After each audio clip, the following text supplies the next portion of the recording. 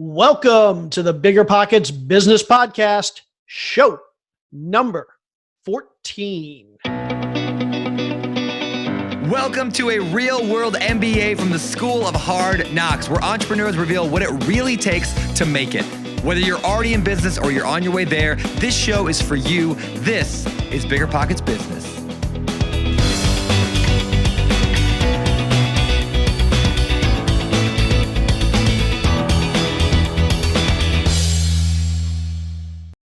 Hey there, everybody. I am Jay Scott. I am your co-host for the Biggerpockets Business Podcast.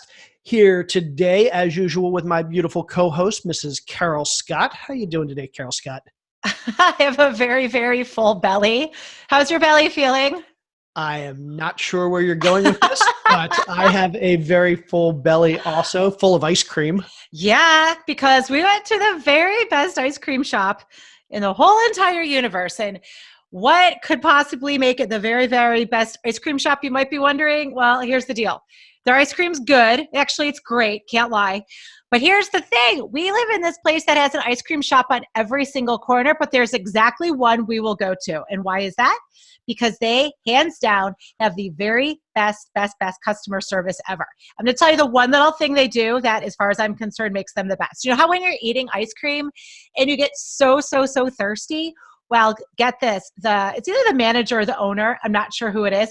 He just walks around with a pitcher of water in little cups, and he just goes around from customer to customer, and he just pours you water. It's as simple as that. You don't have to buy water. You don't have to get up and go out to your car and get the bottle of water that you have sitting out there. He just offers you free water. Such a simple gesture that makes that ice cream shop number one in terms of service and creates such a loyal customer and fan base. I think I've now figured out where you're going with this. Yay! I knew it would come full circle. It always does. That is a great lead-in for today's show, where we're going to be talking about starting and growing a service business. Now, if you've ever started, or if you've ever thought about starting a service business, and I know I have, I've thought about starting a painting business. I've thought about starting a landscaping business, moving business. I've thought about starting lots of service businesses. And here's the thing. Every time I think about it, the first thing that comes to mind is, how am I going to compete with all the competition out there? All these businesses are very low barrier to entry businesses. And so there's a lot of competition. There's often a lot of big players in the market. And I think to myself, how am I going to compete? Well, guess what? There's always a way to grow a successful business if you can set yourself apart from the competition. And that's exactly what our guest today has done. We have a guy here named Nick Huber. Nick, along with one of his buddies from college, started their business literally in their college dorm room.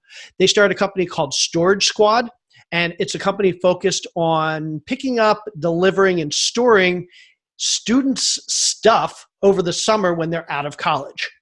Now, they essentially started this business with no money and no plan, but they've been incredibly resourceful the entire way. And the cool thing is they've competed against some of the very biggest players in the industry, and they've won at every single turn. And Nick's going to tell us how they've done it. Now, Nick's also going to talk about the struggles of managing a business that requires year-round effort, but literally you only get paid by your customers once or twice a year.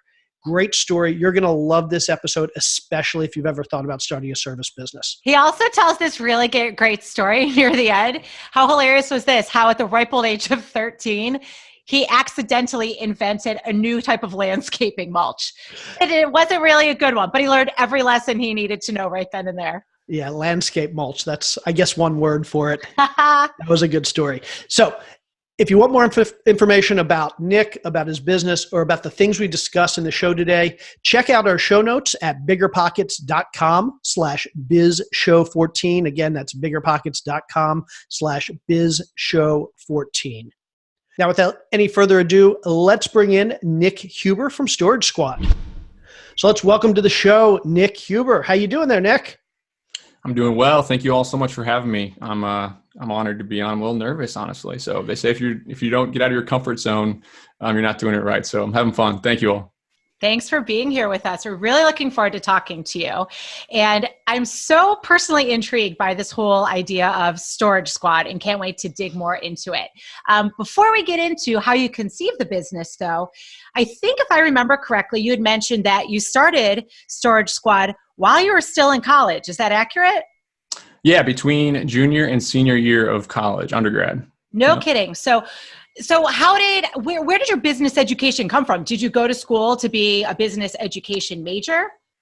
No, not really. So I studied labor relations in college, which is a mix between HR and business. Ran track. I was along the same path as everyone else, just trying to figure out how I could do the best for myself and get the best job possible. When it kind of fell into my lap of a few opportunities that we ended up chasing down. Exciting. So that's the kind of the path you took when you were in college. So can you take us through a little bit of your backstory, where this whole idea started, where you decided that Storage Squad would be a good business to start? How'd you get up to that point? Yeah. So I was in the same predicament that a lot of college students are in when I leased my apartment on Craigslist over the summer because I wasn't going to be in town. And so did everybody else in my college town. So obviously I was going to have a really hard time finding somebody to help me pay the rent when I wasn't in town. So after a couple of weeks of it sitting on Craigslist, nobody reaching out, I eventually had someone give me a call and said, "Hey, Nick, I don't want to rent your apartment over the summer, but my son goes to Cornell and he is looking for a place to put his stuff. The tricky thing is that he doesn't have a car. So can you go get his stuff and put it in your apartment for the summer?" And, and I was like, I don't know about this. I'd really like to rent it all summer long. I was paying like $400 a month in rent. And eventually I said, yeah, okay, for about $150, I'll go get it all, put it in my dorm or in my apartment. So I went and got it. Turned out to be a lot more stuff. Luckily, I had a 1999 Cadillac DeVille, a very big car that I bought from my grandmother with a huge trunk. So I fit all of his stuff in. It took me an hour or so of lugging up and down these stairs. It was really hot. I remember it being pretty miserable, but I put it all in my dorm, and then I collected the $150, and I was like, okay, what now? I can't rent this apartment. There's nothing else I can do. So the first thing that I did was tell all my friends, everybody in my network, that I was going to now do pickup and delivery storage from my apartment when they were going home. So I sent out emails to the track team. I had some friends in sororities and fraternities. I pitched what I was doing and how I was going to save them money over the big company in town.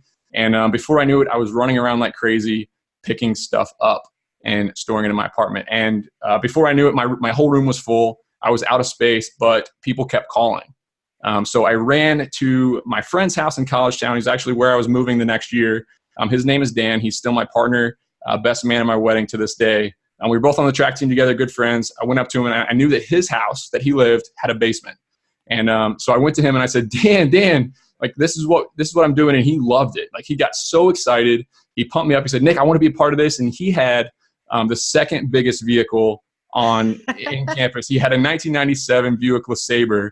That was even bigger than mine. So those are two big cars. Whoa, you're not messing around there. Yeah. So before we knew it, we were running around like crazy, putting up flyers, advertising for pickup and delivery storage. And we filled his room, we filled my room, we filled the basement of the house that we were moving. We actually rented 2 more rooms from 2 other guys who weren't going to be in town over the summer. We locked everything up. We ended up with about 50 customers. We broke even about on rent on our rooms and maybe even made a little bit of money. And we were just running around like crazy during finals week, picking up stuff. So just to summarize this for our listeners, basically Storage Squad is evolved into a company that does pickup, delivery, storage. And it started because you were trying to rent your apartment and some guy called you and asked you if you could store his son's stuff there over the summer. And so you just went, you picked it up, and that one thing led to you doing it again and again and again. And that's where the business came from? Yeah, I got to find the person who called me and send him a thank you note because, yes, my entire life changed that day that call happened. Wow. Okay. And so just for our listeners, where were you going to school? What were you studying? I was at Cornell University in upstate New York, Ithaca. And to this day, my entire social network back in high school thinks I went to school in New York City because they don't understand New York geography. But yeah, so I was studying labor relations. I was studying a mix between business and kind of human resource management. And I was, running track. And actually it's funny because that was right during the peak of track season that all that happened. So me and Danny, we have very vivid memories of at the Ivy League championships, which is during finals week. We were about to get in the blocks to run the hurdles And we were answering customer service calls, like telling people that, we'd be back in 3 days ready to pick up their stuff, basically. So literally you're a year from finishing college and a phone call kind of sets you in a direction that you then go for what we'll talk about this, but for many, many years to come. Absolutely. And so when it was all done, Danny and I sit down, we take a breath. We had just had a good time and really kind of worked hard at this. And we had big dreams about it. So we kind of sat down and looked at each other and said, okay, so we have one more year at an Ivy League school. If we're going to try to make a go at this, we have to get out of our comfort zone. We have to really kind of push it, because if we just, sit back and try to do a little bit more and maybe pick up a couple more students the next year, we're going to end up, the opportunity cost of what we could earn and kind of get on with our life is going to be too high. So we're not going to be able to start this business. So we sat down, made a pact together. We're going to be 50-50 partners. Let's get after it and try to make this business as big as we possibly can, as fast as we possibly can, and see what happens. Cool. So what were the next steps? Did you write a business plan, or did you say, let's just start finding customers and figure out what to do with their stuff? Yeah. So the thing is, we weren't the only company doing this. There were several companies. There were several companies in our town. There was a big company that got about 1,500 customers every year right in Ithaca. There were a nationwide company that had just been bought by U-Haul to do this. So the first thing we did was we dove in and studied all of those companies. We called them paying customers. We looked at their websites. We figured out exactly how they all worked on every city. And we said, okay, what can we do a little bit better? And it turns out, luckily, it was really the first year that everybody had an iPhone in their pocket. It was the first year that we could communicate faster. All of our competitors were running around with clipboards. And we're like, okay, we think we can make this business a little bit better. So we started to put in some systems to make it, just try to build a better business, right? We took bits and pieces from all these different companies that we liked and found the Storage Squad domain and tried to make a plan of how many schools we were going to go to and how we were going to do it. And what did that initial plan look like? Do you remember, as far as how many schools, how many states, kind of what were your numbers kind of in your whole dreaming phase, like back in the very beginning when you were envisioning? So we knew we had to set goals, and if we didn't hit a goal, then it was going to be unfair for us to ask each other to not get jobs and go on and move with our lives. So we set a 500 customer, a 250 customer goal the next year. So this year in our dorm, we got 100 or about 50 customers stored in our basement. The next year, we really wanted to get 250 to make it worth it. So my friend Danny had a first cousin at University of Illinois. He had a best friend at University of Iowa, and I had a good friend at Indiana University, all Big Ten schools. So we said, okay, these are the schools we're going to launch at. We took out a little bit of student loan money. We bought 4 cargo vans on Craigslist for very cheap, like $1,500 a piece.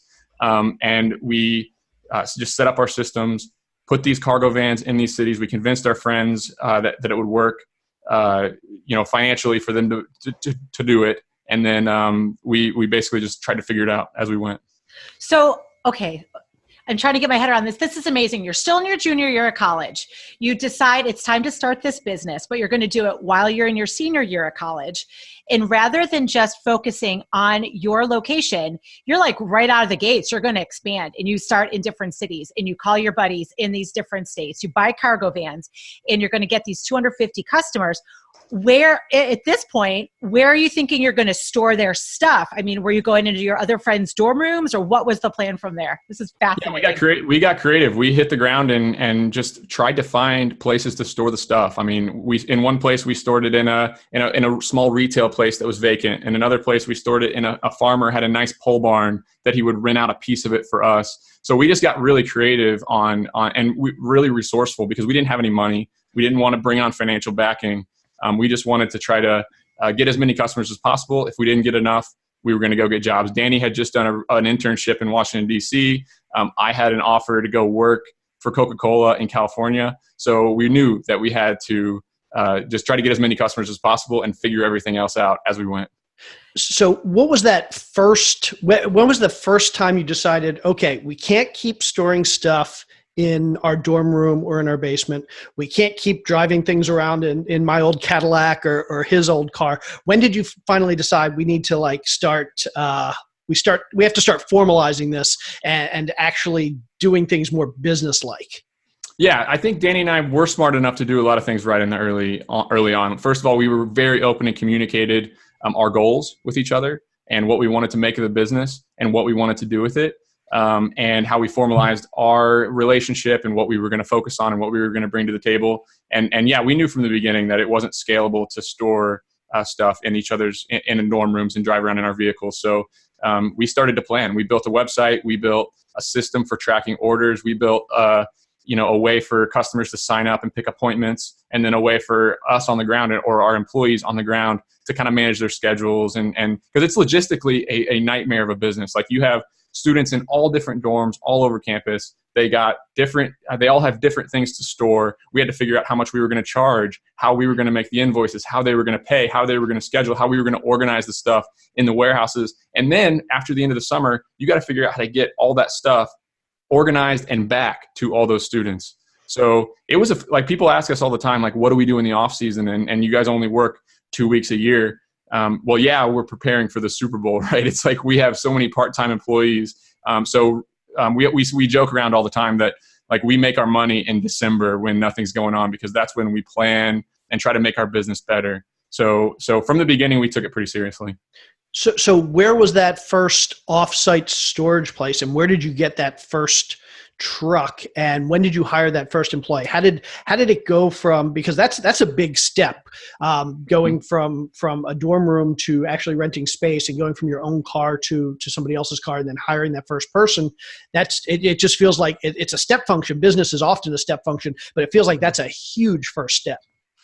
Yeah, we got, like I said, we got resourceful. It was just kind of running around town, grinding, trying to figure out a place to go. Craigslist was a big bonus for us. We found our vehicles on Craigslist. We found our space for lease on Craigslist.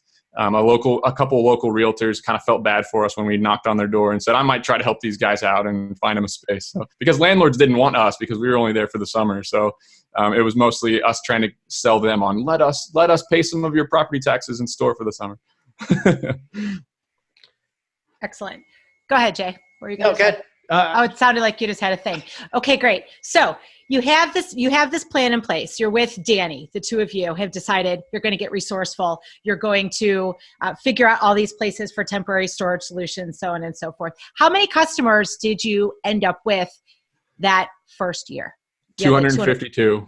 So you had the goal of 250. And yeah. You went over it by 2, so it was game on. It is So really we did time not- to grow, time to expand. So we did not apply for jobs. We did not update our resumes. We went after Storage Squad full time. So then we graduated. That's when I had met my wife. We finished up school. We passed all of our classes and finished our track and field careers. Then we got full time serious about Storage Squad and basically lived on ramen noodles for 2 years. I don't know how my wife is how she stayed with me, but I'm so grateful because, we couldn't spend $1. We had no money. We were putting every dollar we had back into more cargo vans and more boxes and more warehouses to go to more places. So from there, it was just try to go to 2 or 3 new schools every year. So the big game changer for us, Danny and I moved to Chicago.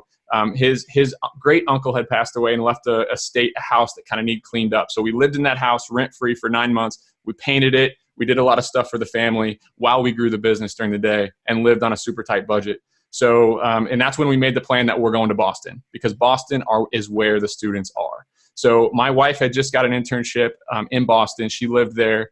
I was visiting a lot, and it just made the obvious sense. Like, Boston, a beast of a city. We don't know how we're going to find warehouse space, but there's 200,000 students in Boston, right? So we're going there. We're going to figure it out. So me and Danny get on Craigslist. We get a box truck that's for sale on the south side of Chicago for $2,000. We drive down there. We test drive the truck. We buy it.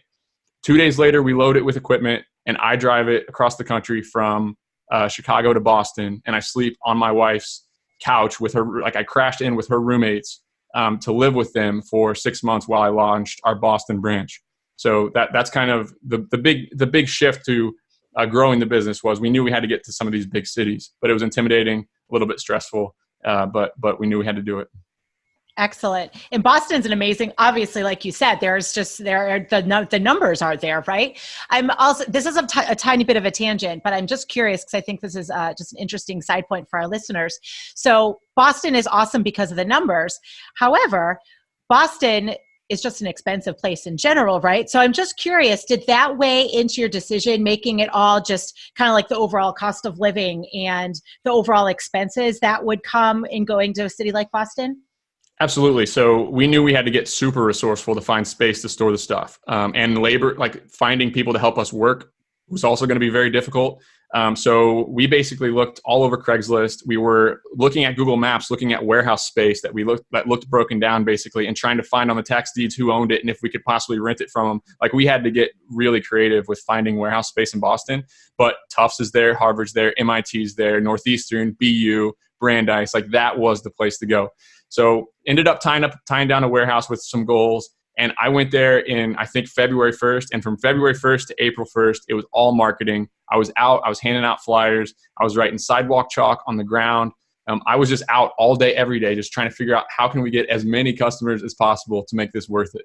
So this is just as grassroots as it gets, right? I mean, you're just in the very, very beginning. You are just, you're talking to all your buddies in all these different cities. When you realize it's going to work, you bring it back with Danny. You move to Chicago, and after that, you go full speed ahead in Boston, and you're like physically on the ground, like sidewalk chalk, handing out flyers. Did you have other types of marketing as well, or were you really in the beginning just full on the two of you? Grassroots, just doing it by word of mouth. Exactly right. I was in Boston, but Danny was in Syracuse and State College, Pennsylvania, and Philadelphia. Like we were all over the place. So, and we didn't have any money, and we knew that paying for Google AdWords and spending this money on non-targeted marketing was kind of silly when we knew exactly where our customers lived. We knew where they walked. We knew where they went to classes. So we just had to get out and touch our customers. Like we had to get out in front of them, and they had to see the whites of our eyes. And so we didn't spend a dollar on marketing. I mean, we did it ourselves. And I mean, people laugh about the sidewalk chalk now, but I think that's what catapulted my business, I think, really. I believe it. That's really cool. So let me ask you a question. You now have multiple schools that you're doing this at, but this isn't the type of business where you get a customer today, you get a customer that needs to be moved tomorrow, next week, the following month. Basically, all of your customers are going to be looking for you to pick up their stuff right around the same time. And then all of your customers are going to be looking for you to kind of return their stuff around the same time. So you're managing businesses in multiple cities that are very time sensitive. So how are you organizing and coordinating basically like the end of the school year, the beginning of the school year in all these different cities and all these different schools when there's only two of you?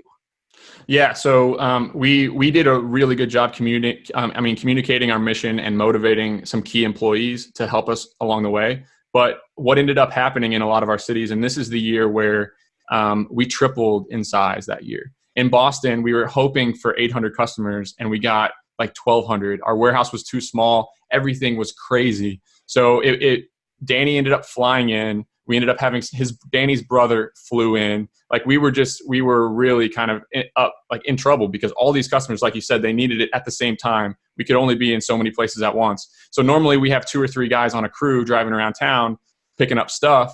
Well, it was me on a crew all day by myself. And it was my wife answering customer service calls after she got home from work. And it was when we got back to the warehouse, all of our crew was so exhausted from the day's work that we had to send them home because we couldn't risk them not showing up the next day.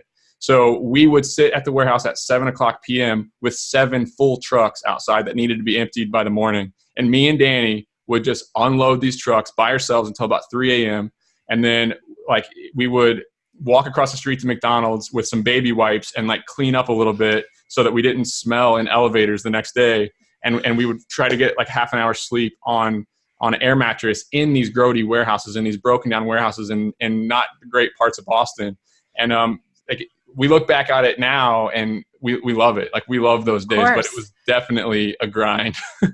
Absolutely. So after that, so that first summer's 800 was your goal and you end up with 1,200. Did I hear that correctly? That was just in Boston. Summer. That was just in Boston. So I think that was 2012. So we maybe skipped one season. So, but yeah, we just grew really fast and it was really, really stressful every year, but it was what we had to do because we only got paid once a year. Right. So if it's comfortable and you get enough customers and you look back and it wasn't like scary, oh my gosh, how can we get this done? Then we hadn't quite done enough to do the things that we want to do the next year. Cool. And so that was Boston. So now you're in New York, you're in Boston. Did you mention Chicago? Yeah, a couple Big Ten schools that we had picked up, and we were just anywhere where we thought we could hire somebody, we would open a branch at that point. And as you're scaling, are you consciously thinking about how you're going to scale? Did you ever think, maybe we should franchise this, or maybe we should license the name and let other people handle it? Or from day one, you were like, no, we're going to keep doing this ourselves. We're going to go to more schools and more states, and we're going to manage this ourselves and keep everything in-house. Yeah, so our main competitors out there were just middlemen contracting with moving companies. Like they made a deal with a moving company that did all their labor, and they were just a website for people to sign up. And we really took pride in the fact that we were the same people that you called on the phone were going to be the people showing up to pick up your stuff. So we could provide so much better service. Like a customer could call us, and 20 minutes later, they could be on one of our schedules, because instead of running around with a clipboard, we were running around with a tablet that we could update schedules on and do things a lot faster and more efficient. And also, we just got way more volume. Our prices are really low. They've always been really low. And we've just got a ton of volume. So when our competitors were showing up at a dorm and picking up one box and then driving to another dorm and picking up another student, we would show up at one dorm and there would be 30 students on the sidewalk waiting for us to show up. So we could load a truck in 2 hours, whereas what took our competitors 8 to fill. So we just found a way to charge a lower price, be ultra efficient, and kind of utilize the technology that was just in 2012 just becoming like in everybody's pocket, right? So that was a huge advantage for us. And another just big blessing for us was that the customer base was expanding massively. So between 2011 when we launched and today, there are double the international students at some of these Ivy League schools and in Boston. Because the colleges started needing more tuition. They started wanting to increase their endowments and started having a ton of international students come in to these colleges. And an international student was our target customer, right? They didn't have a vehicle. They didn't have a way to get their stuff to storage. And also students started traveling more to go to school. Like California students would go to school in Boston. So the out-of-state and international students just skyrocketed. So we didn't take a single customer from our competitors. It was just a growing market, and it was just such a blessing that we got in at that time. Wow. And so that was a few different states. Where are you today? How's that scaling gone since 2012, 13? Yeah. So, the next year we got 5,000 total customers. The year after that, we got 7,500. And I think it was last year we had 10,000 customers. So wow. We're in 11 states. We're the contracted storage provider at George Washington, at Penn State, at Brandeis, at Emory. That means we have a relationship with the school, and they kind of promote us, and we can go in the dorms to do early deliveries and make it really convenient for our students. So, and as we've also gotten hired some executive help on our management team that are phenomenal at helping me and Danny live normal lives now, especially since I have 2 kids and so on. That's awesome. Okay, I want to talk about a couple different things that you just mentioned. Sorry, I didn't mean to cut you off there. No, that's great. I'm ready to go. So first, you talked about getting exclusive contracts with a couple of these schools. How did you do that? How does that come about? Yeah, that was about sales. I mean, we bugged them and bugged them and bugged them. And then we got in front of them, shook their hands, put a PowerPoint up about how amazing our company was, and said, hey, look, these other companies are using Clipboards, and our customers get a text message when we're on the way with a link to track where our truck is. And then they finally said, okay, well, you must charge double what the competitors charge. And we'd say, no, actually, we're more affordable. We're more affordable. So once they were open to switching providers or signing on a new company, it was a pretty easy sell. But it was me and Danny getting in front of these people and going to see the executives and cutting through the bureaucracy sometimes of, we don't know who's going to make this decision and we're not sure. And it was definitely frustrating. And I remember we'd go in, we'd pitch a school, and me and Danny would sit back, and it would be a month before they made a decision. And finally that email would come through, and it would say, you have been selected to be the storage provider. And we would just have a big celebration.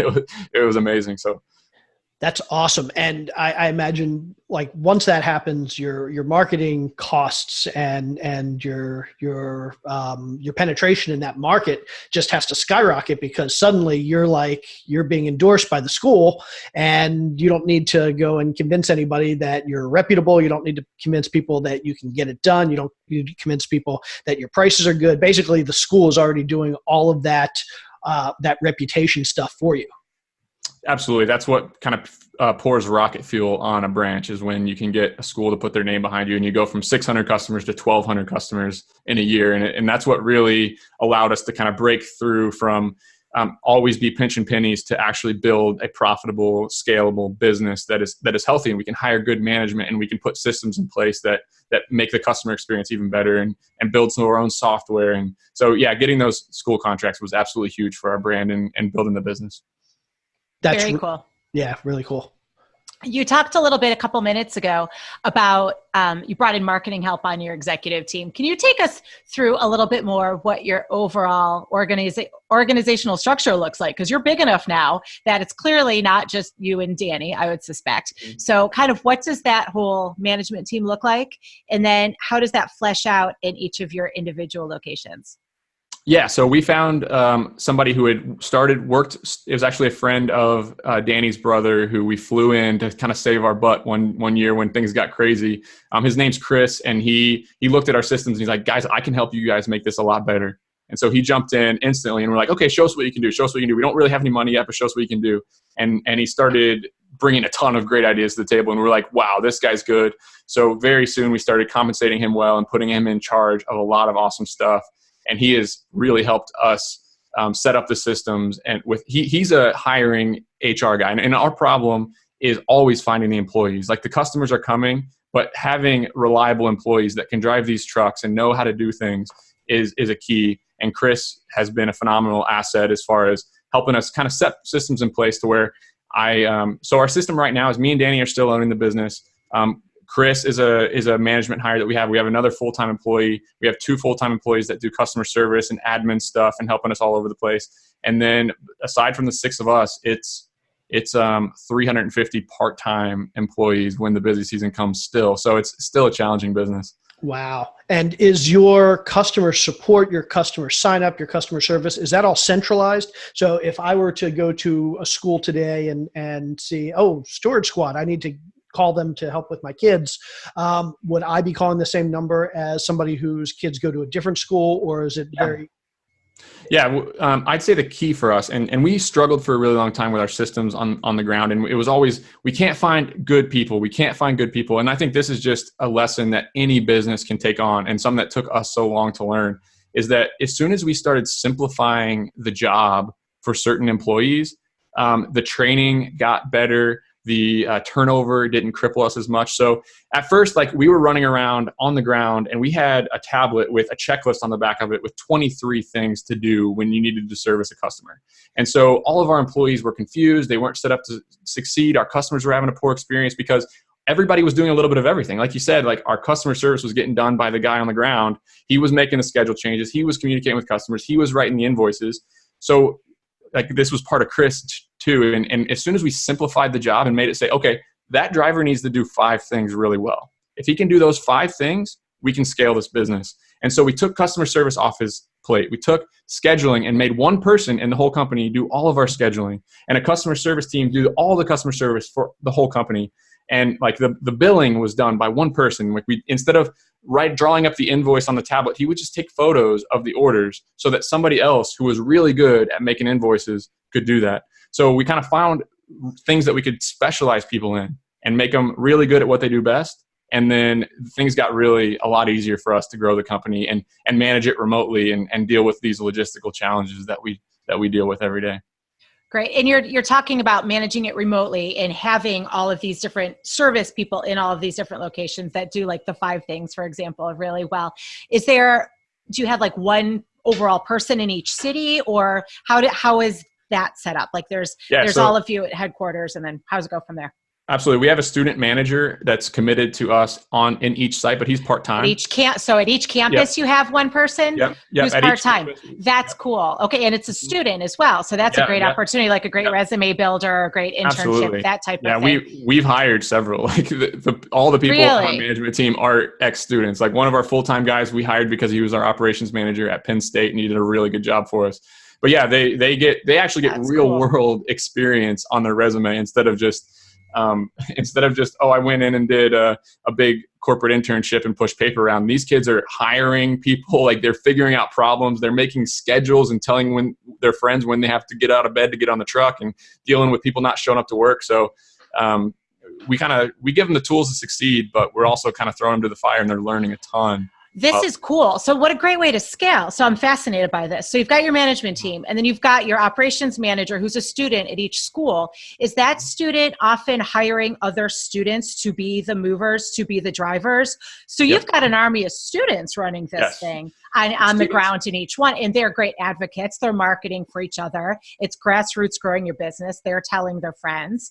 This is cool. This is really cool. It's a great setup, because the students they're all going to go make 50, 60 grand a year the next year. And they're working for us for $15 an hour and doing work that they enjoy, being around their friends, and they're clean cut. They're providing good customer service.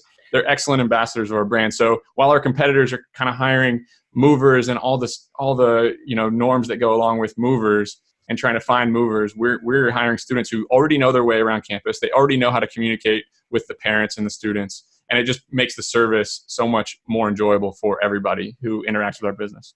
And it's a self-perpetuating system, right? Because you're never running out of students. There's always going to be fresh students coming in. So when the ones who don't want to stay on forever, you've always got new ones who are willing to do it. So it's kind of infinitely scalable, I think, right? The Cornell football captain, it was our operations manager, and he graduated and went and got an awesome job. And I remember being his reference on the phone, saying how awesome he was. And then he passed us on to a sophomore football player who is just as eager to get involved. Great. So presumably you need to make some decisions about when you expand and you scale. You need to decide which schools and states you're going to go to, which ones you're going to stay away from, because you can't be everything to everybody all the time. How do you decide what's next, where you're going to go, what schools you're going to focus on, what schools you're going to avoid? Do you have metrics or heuristics that you use to kind of figure out how to scale and expand the business? Yeah, exactly right. It's a math problem of how many international students are there. We know that female students are more likely to use our service than male students, and students from California are more likely to use our service than in-state students. So we can look up the analytics of each school and kind of figure out where we want to target. But we've been burned. We've had a couple schools that just didn't work out. We just didn't get the customers. They had a strong competitor. It's a tough business as well. So it's definitely, we're starting to take pride in our ability to say no to opportunities now. Like everybody's like, why don't you just keep growing? Well, we have a really healthy business right now that is building a great brand, and we have our markets that we really thrive in. And so now it's on, I think, to getting more school contracts, growing our presence at certain schools, fine-tuning our systems, fine-tuning our service, and then expanding to other related services like moving and stuff like that. Oh, so that's really interesting. Okay, so I was going to ask, have you figured out some related services or some side businesses that you can go into that you can continue to grow and capture more revenue from the same customers? And it sounds like moving is going to be one of your next businesses. Yeah, so we've launched recently a moving company in Boston where we're kind of utilizing our vehicle that we already have, our crew that we already have, our employees that we already have, our brand that we already have, and focusing on local moves in Boston. So that's going to be but that's a whole nother business. So it's a difficult balance as an owner of where are you going to put your resources, and are you going to risk the main business for a new business? So I would say we're still pretty focused on student storage, but moving is definitely a future avenue, and we're exploring that right now. And self-storage as well. We developed and built a self-storage facility in one of our markets as well to kind of diversify into real estate and kind of think about the future and where we want to go with our brand. That's awesome. Are you using that storage facility for the storage of the stuff that you're contracted to hold? No, so it's just a plain self-storage facility that we kind of went in with a different model of looking at the inefficiencies of the self-storage business. And one of those inefficiencies that we saw was that they had a full-time manager sitting there all the time. So we thought with our logistical, systems that we have in place, we thought managing a self-storage facility couldn't possibly be that hard. So we built a facility that we manage without a manager. and cut out a lot of overhead and provide an even better service to our customers with some technology. So, but no, we don't store our student stuff in those self-storage facilities. They're kind of side-by-side businesses. I myself have actually kind of stepped away from the student storage business, and Chris and Danny are running that, and I am focusing on developing and managing self-storage facilities. Wow. Okay. We could probably have an entire. In fact, that's another whole episode. Yeah, we will do another whole episode. On yeah, that. we'll send you over with Brandon and David to talk about that on the real estate show. So, what is next for the Storage Squad? So, is it going to be building out related businesses? Is it going to be continuing to grow into new markets? How big do you want to get? Have you thought about this, or are you just taking things as they come? Yeah, so we've built up something really awesome now. Our business is really healthy, and me, Danny, and Chris, we sit down a lot and we think like we got to set some goals and some plans, and what does everybody want out of this? And it's a good problem to have because we have opportunities thrown at us all the time. Should we do pick up and delivery container storage like the pods, or should we do more moving branches? Or should we just continue to nurture our healthy business, which is definitely the plan. So we're going to go to a couple new schools a year, I think, and try to get more contracts. And just to keep healthy growth and try to not mess up what we've worked so hard to build. That's very cool. So can I ask you a couple questions about the financials? Yeah, sure. So, and I'm not going to ask you how much money you guys make or anything like that, but just to give our listeners an idea, we talked to some other businesses about margins, meaning for every dollar that you charge your customers that you bring in revenue, how much do you actually end up keeping after you pay for storage and employees and vehicles and all of that stuff? Do you have a good idea of what your margins look like? Or are you keeping 20 cents out of every dollar, or 80 cents out of every dollar? Yeah, so we take pride in our ability to run a very lean business. Like we don't have any offices. We buy all of our vehicles used and affordable. We're very good purchasers as far as warehouses go. And we, around 20% is a margin that we shoot for as far as a healthy range that we're happy with. Cool. And any idea how that compares to your competitors? I think it's probably a little better, but it's a tough business. There's a lot of new competitors coming on to the scene. Like we have new competitors launching in every city. So, if you're listening to this and your competitor, our margins are very slim. Don't even bother. Totally not worth it. It's a really good reminder to all of our listeners who it's too often, I think people that are new to business or new to entrepreneurship, they often forget that, just because you might be making $10,000 or $100,000 or $1 million or $100 million, it doesn't mean you're actually taking that much money home. So for every $100,000 you guys make, you're actually walking away with 20,000. Yeah, so I'm still living an extremely frugal life. I mean, I'm lucky enough that I have time now to do the things I want to do, which that's why I'm so excited about what this business has done for me, because I can spend time with my family, I can chase other avenues, I have a freedom of never having to really, well, I wouldn't say never, but I don't have to go get a job and trade my time for money. So it's been a beautiful experience for me, but I'm not a 100 millionaire, and I don't think I ever will be. So, okay, well, with that in mind, what could you have done differently, do you think, from the beginning to have made this business even more successful? If you had to start over today, and let's go back to 2011, and you're starting this business over again, is there anything you would have done differently that here we are 8 years later where you would have said, okay, we are twice as successful or 5 times more successful? Or are you pretty convinced that the way you've grown and the way you've done everything is pretty optimal? So I think we could have done it a lot faster. Like we learned through trial and error. So we made a lot of mistakes, and then we would go back to the drawing board and try again, and go back to the drawing board and try again. And I think if I were to start the business now, knowing what I know now, we could have built the business so much faster. But I don't think I have very many regrets, because it was a really fun journey, and I think it was a lot less risky doing it the way we did it as well, like really bootstrapping it and not trying to grow too fast. So yeah, I think I'd have to ask Danny that question. That's a really good question.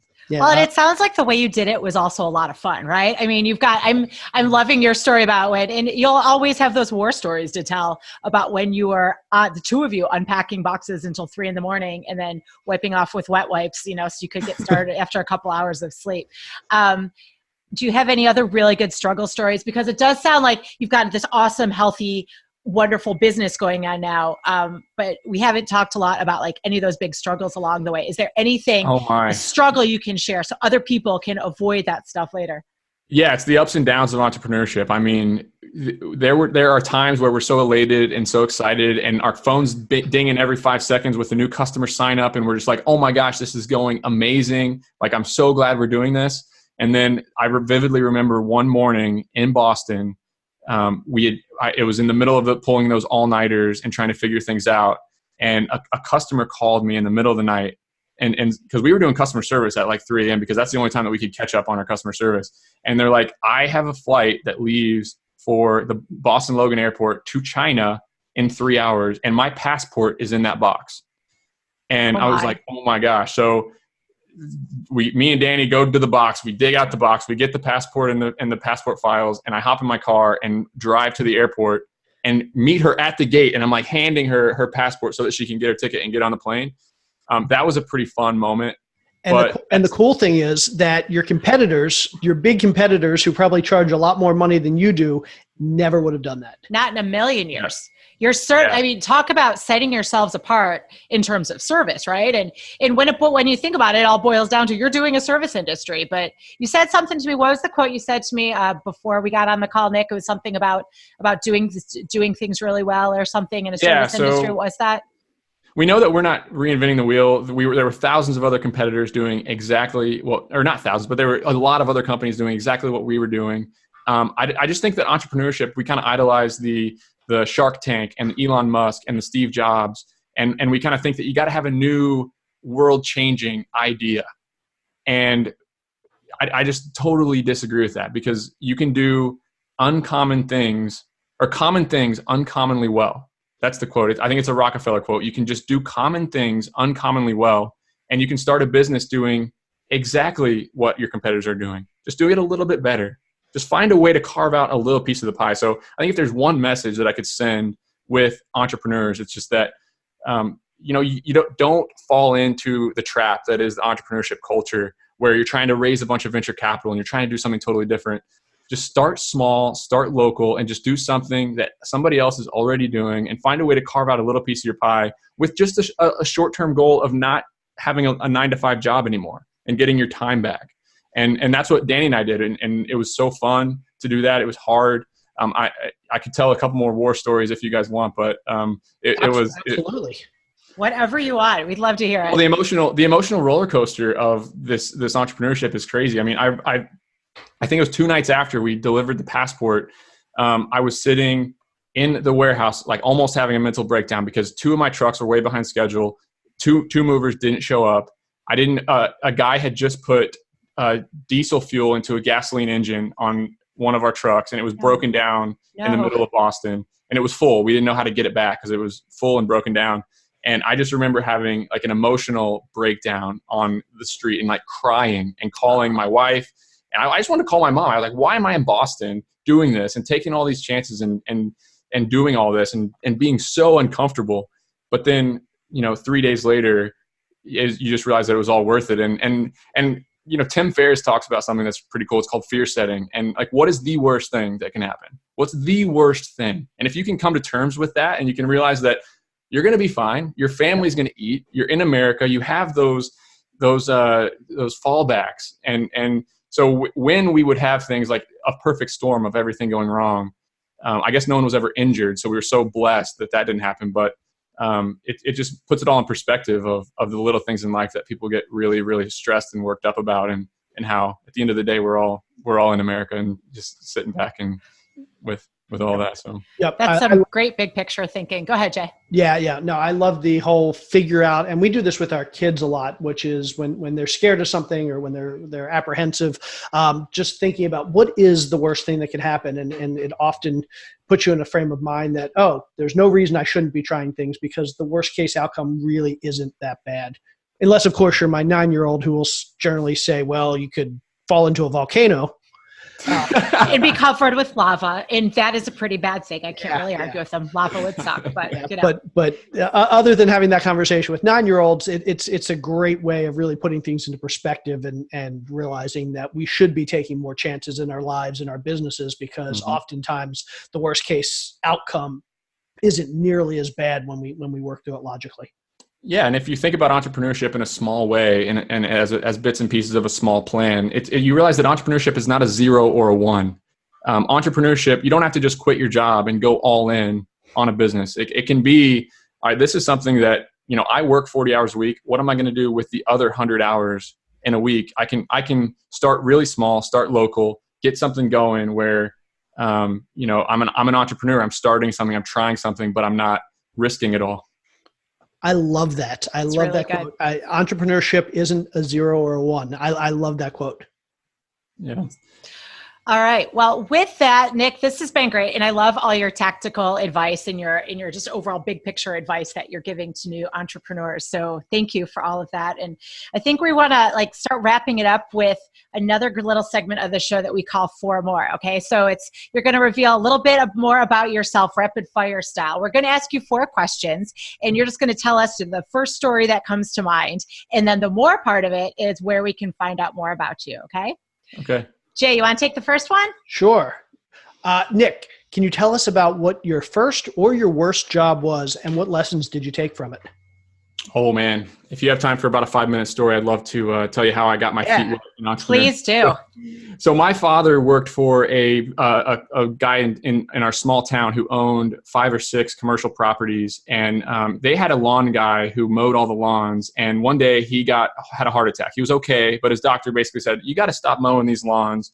So my dad goes into work one day and they say, we got to find a new lawn care guy. What are we going to do? What are we going to do? And he did what any rational person would do. And he volunteered his 7th grade son to take over about 10 hours a week of commercial lawn care. Whoa. So, yeah. Whoa. So he basically, we had a truck, we had a trailer, we had a mower. So he had me hire my mom for $10 an hour. He had me put on a lease schedule. He sat me down at the kitchen table and basically gave me an entrepreneurship 101. This is how much you're going to spend. This is how much you're going to make. Let's keep a spreadsheet and then go mow. So 95 degrees and sunny. I think I'm 13. It's between 7th and 8th grade year. And I'm used to mowing my family's lawn where I just get out on the mower and I'm mowing. Well, a commercial property, you got to pick up trash first. And I just mowed this whole property and the 60 pieces of trash that were in that lawn turned into about 6,000 pieces of trash. And my father was kind of curious about how his son was doing. He drives by to see how his son's doing at this job. He's probably pretty anxious.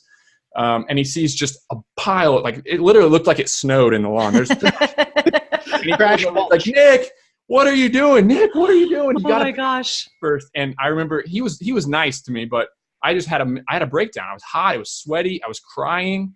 I was young. You're a baby. You're a little 7th grader. Oh my gosh.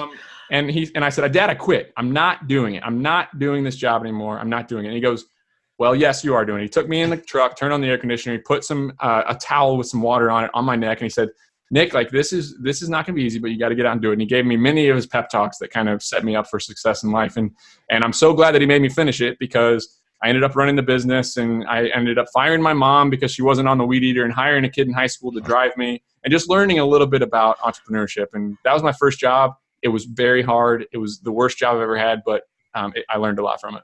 You learned a ton. That is a great story. I love it. Okay. So what's an opportunity along the way that you've said no to? And do you think in retrospect, it was the right decision?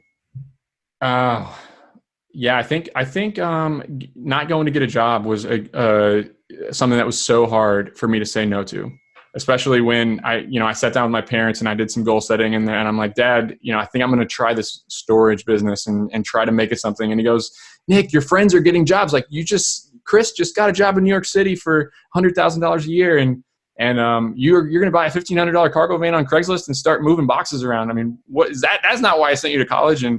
But he was so supportive. I say that as kind of a joke, but it was just such a hard decision to not do what everybody else was doing and take a chance like that. Yeah. So, love that. Thank you. Okay. So I'm going to take the next question. What is the worst business advice you've ever been given? Oh, I think it's probably start something or do a business or start a business that you're passionate about. I think passion, if you're going to go after a passion project, I think it's going to be more competitive. I think you're going to be more likely to make emotional decisions that are not necessarily logical or not based on facts. You're more likely to filter information based on what you want to hear. And you're more likely to chase a dream that maybe just doesn't quite make sense. So I'm all about finding a need, being passionate about entrepreneurship, looking at the market from an unbiased, unemotional viewpoint, finding opportunities, and then clear up time to do what you're passionate about on the side, so that it's not a stress of bringing in money. It's not a stress of feeding a family and going, it's just so hard when you're trying to turn your passion into a business and it not only doesn't work out financially, but it also tears you apart emotionally and kind of brings you down. So that's a great one. Okay, here's your fourth question, Nick. What's something you've splurged on that's been totally worth it? Oh, can I flip this around and tell you about something I did not end up buying that I was about to?